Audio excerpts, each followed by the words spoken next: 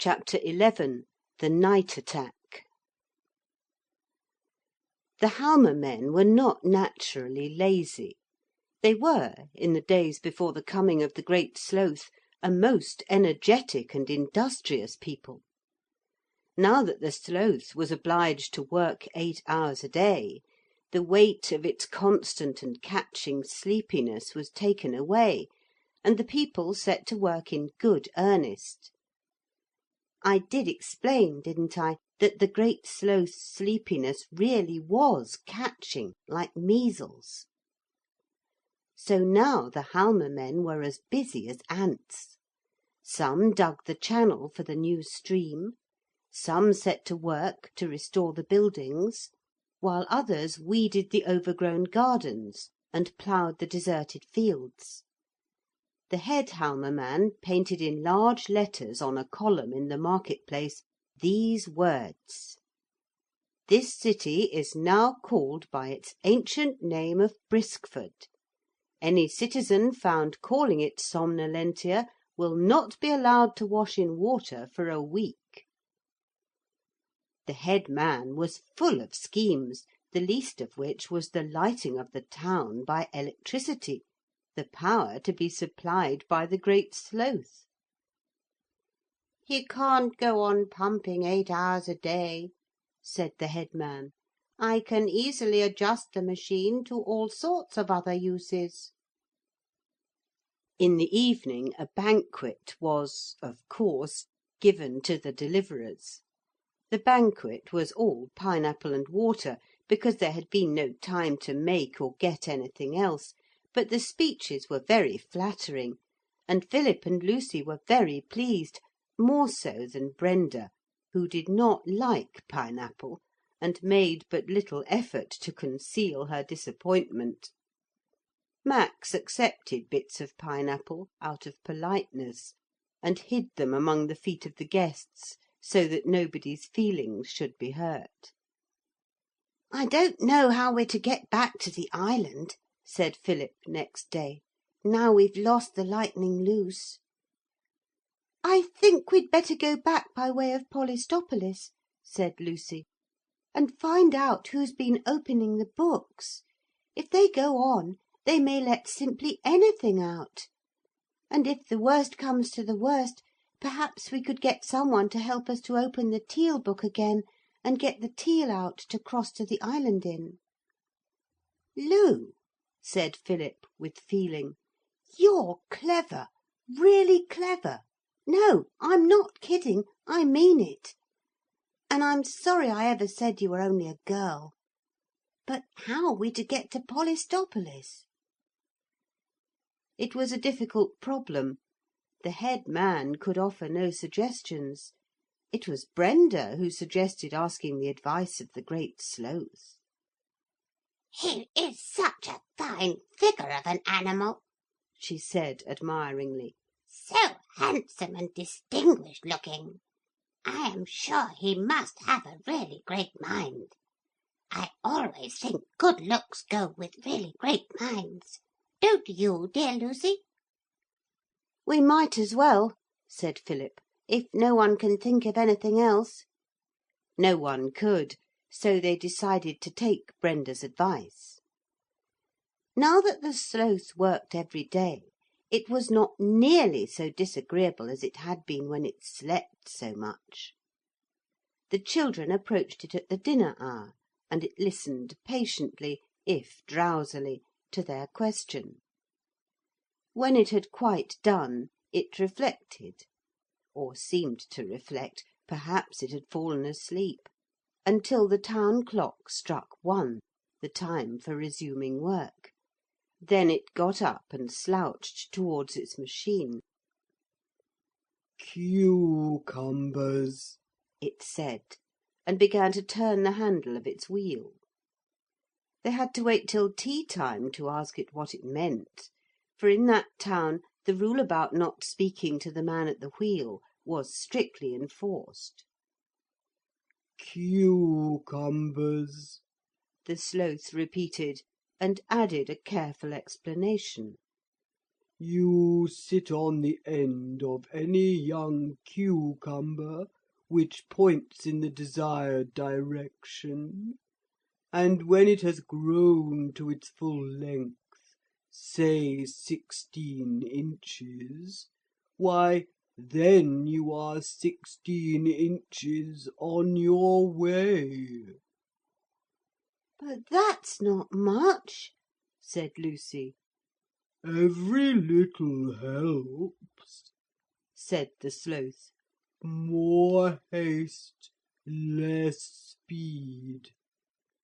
Then you wait till the cucumber seeds, and when the new plants grow, you select the earliest cucumber that points in the desired direction, and take your seat on it.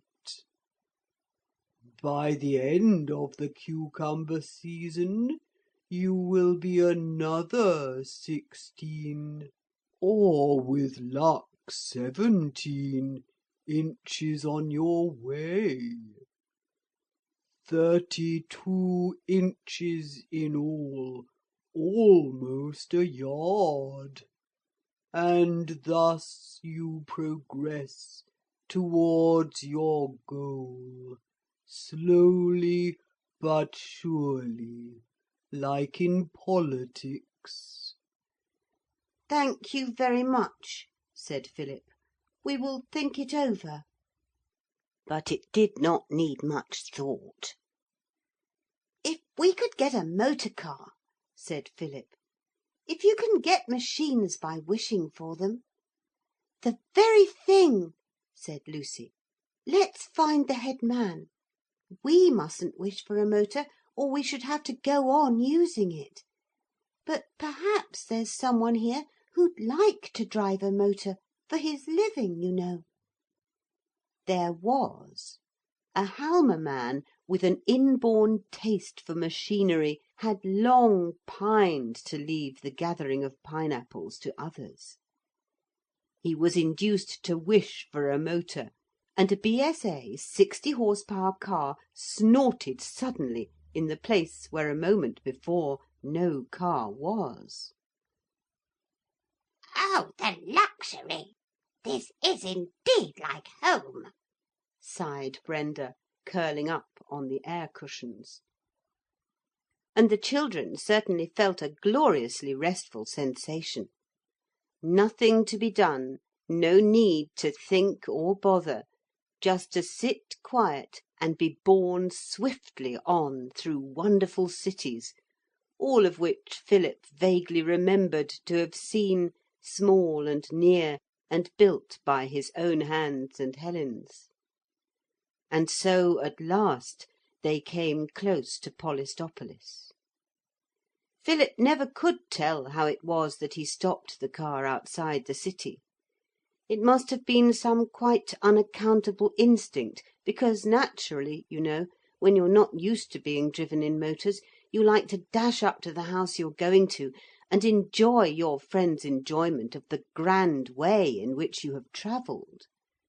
But Philip felt, in that quite certain and quite unexplainable way in which you do feel things sometimes, that it was best to stop the car among the suburban groves of Southernwood, and to creep into the town in the disguise afforded by motor coats, motor veils, and motor goggles.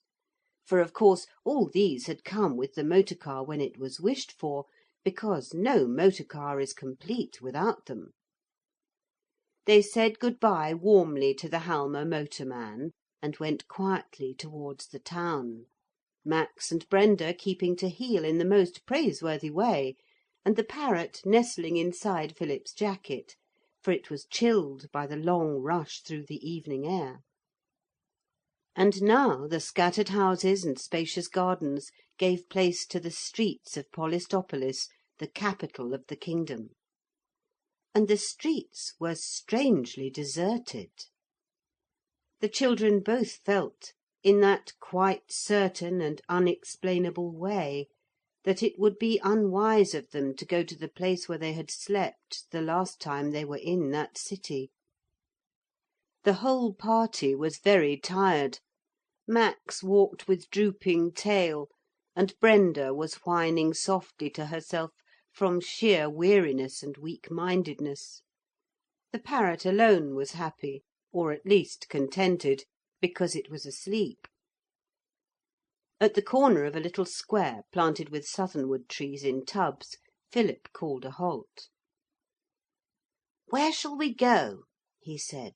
"Let us put it to the vote."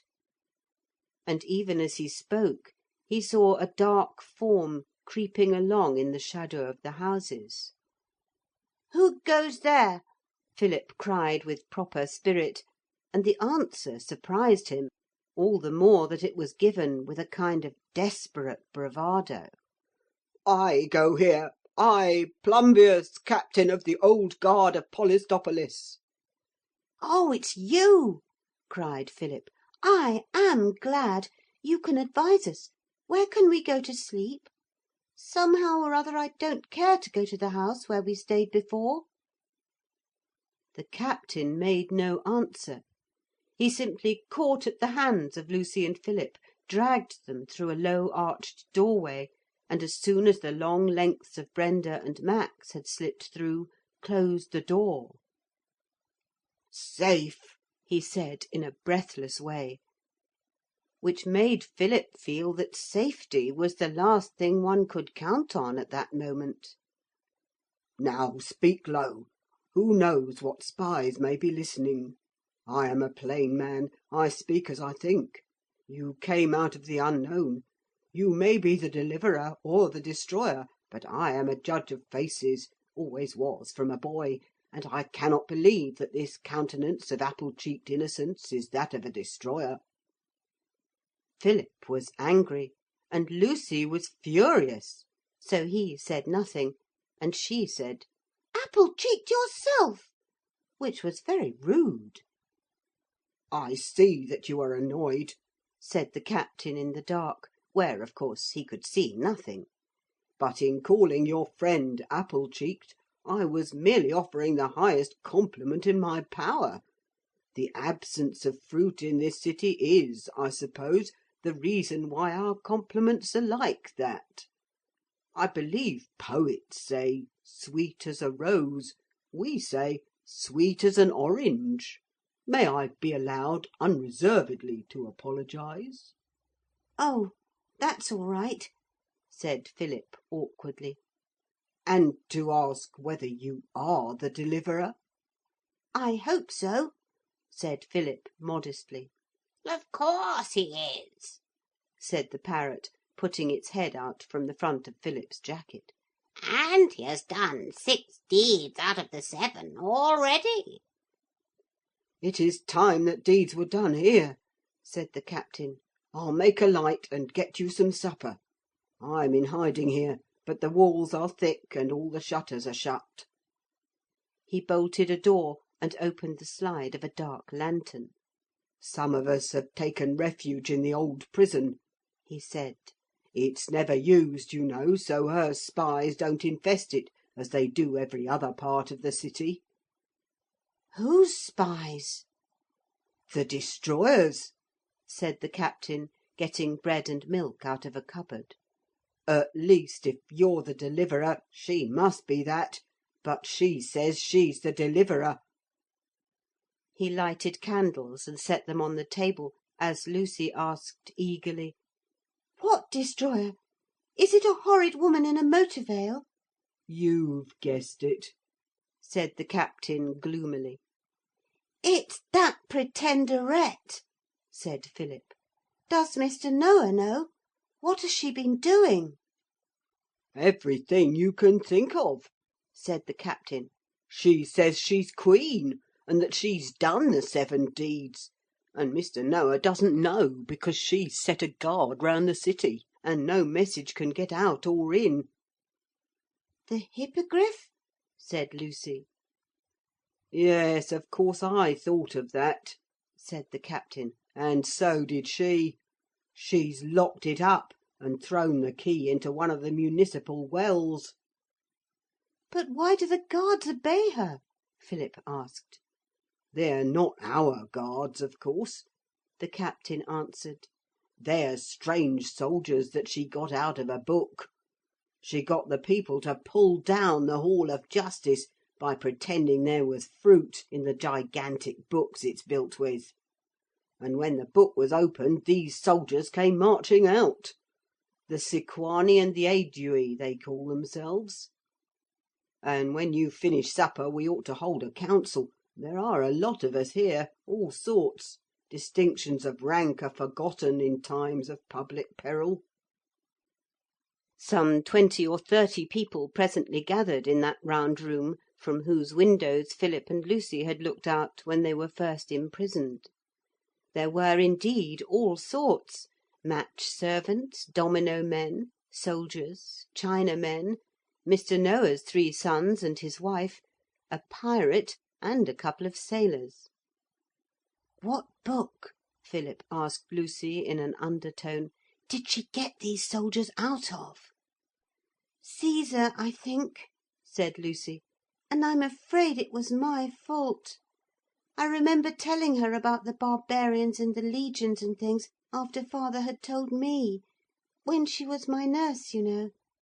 She's very clever at thinking of horrid things to do, isn't she?' The council talked for 2 hours, and nobody said anything worth mentioning. When every one was quite tired out, every one went to bed. It was Philip who woke in the night in the grasp of a sudden idea. 'What is it?' asked Max, rousing himself from his warm bed at Philip's feet. 'I've thought of something,' said Philip in a low, excited voice. 'I'm going to have a night attack.' 'Shall I wake the others?' asked Max, ever ready to oblige. Philip thought a moment. Then, 'No,' he said. 'It's rather dangerous, and besides, I want to do it all by myself. Lucy's done more than her share already. Look out, Max. I'm going to get up and go out.' He got up and he went out. There was a faint greyness of dawn now, which showed him the great square of the city, on which he and Lucy had looked from the prison window, a very long time ago, as it seemed. He found without difficulty the ruins of the Hall of Justice. And among the vast blocks scattered on the ground was one that seemed of grey marble, and bore on its back, in gigantic letters of gold, the words De Bello Gallico. Philip stole back to the prison and roused the captain. 'I want 20 picked men,' he said, 'without boots, and at once.' He got them, and he led them to the ruins of the Justice Hall. 'Now,' he said, 'raise the cover of this book. Only the cover, not any of the pages.' The men set their shoulders to the marble slab that was the book's cover, and heaved it up. And as it rose on their shoulders, Philip spoke softly, urgently. 'Caesar,' he said, 'Caesar.' And a voice answered from under the marble slab. 'Who calls?' it said. 'Who calls upon Julius Caesar?' And from the space below the slab, as it were from a marble tomb, a thin figure stepped out, clothed in toga and cloak, and wearing on its head a crown of bays. 'I called,' said Philip, in a voice that trembled a little. 'There's no one but you who can help. The barbarians of Gaul hold this city. I call on great Caesar to drive them away. No one else can help us.' Caesar stood for a moment silent in the grey twilight. Then he spoke. 'I will do it,' he said. 'You have often tried to master Caesar and always failed. Now you shall be no more ashamed of that failure, for you shall see Caesar's power. Bid your slaves raise the leaves of my book to the number of 15. It was done, and Caesar turned towards the enormous open book. "Come forth," he said.